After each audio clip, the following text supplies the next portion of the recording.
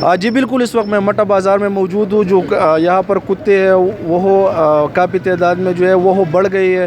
بازار ہو، گلی ہو یا محلے ہو، وہاں پر ہر جگہ جو ہے کتوں نے اپنے جو ڈیرے ہیں وہ ڈال دی ہے.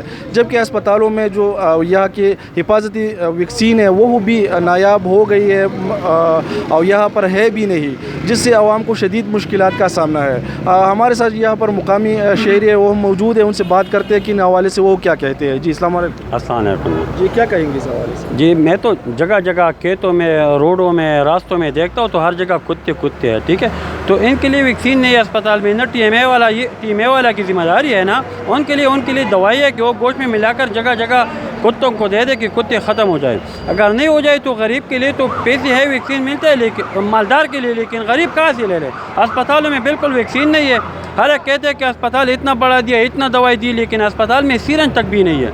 تو ٹی ایم اے والوں کو چاہیے کہ یہ کتوں کی حل ہے، یہ صرف ٹی ایم اے والوں کے ساتھ ہے کہ وہ زہر گوشت میں ملا کر اور کتوں کو کھلا دے کہ ہم اس عذاب سے بچ جائیں.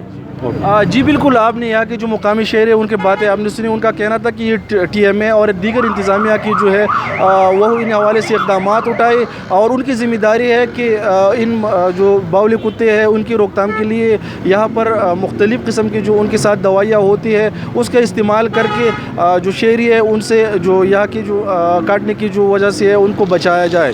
یہ میں آپ کو بتاتا چلوں کہ مٹا اسپتال میں نہ تو اس قسم کے حوالے سے کوئی انجیکشن ملتے ہیں، نہ ویکسین ملتے ہیں، اور غریب عوام ہے تو غریب عوام جو ہے وہ مہنگے داموں پر جو ہے مقامی جو یہاں پر میڈیکل سٹور ہے ان سے خرید لیتے ہیں. یہاں پر جو مقامی شہری ان نے حکومت سے مطالبہ کیا ہے کہ جلد از جلد ان حوالے سے ویکسین بھی فراہم کیا جائے اور ان کتوں کا جو ہے وہ خاتمہ بھی کیا جائے. جی